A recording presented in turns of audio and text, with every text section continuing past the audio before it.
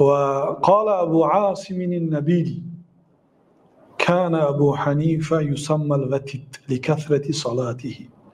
ابو عاصم نبیل این کس شاگرد امام مالک هم بودند. در درس امام مالک نشستند، یکی کسی آمد و گفت که جاء الفیل، فیل آمد. اهل مدینه فیل ندیده بودند، چون که فیل غالبا در افریقا و در هندوستان و در همونجاها میشه، در مدینه فیل نبوده است. بعد کسی آمده فیل اومد میگوید همه مجلس امام مالک ترک کرده، فیل تماشا برآمدی. غیری همین ابو عاصم نبیل لقب است بزرگ.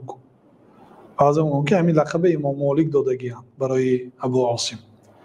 و امام مالک میگه که ای بچه برای چی تو نبرآمدی برای دیدن فیل؟ ما جئت لأرى الفیل، من برای فیل بینی به مدینه نآمدم، من برای علم آمدم. گفتم بعد گفتن که ابو عاصم نبیل آدم بزرگ است، این کودکی بزرگ است گفته بودن.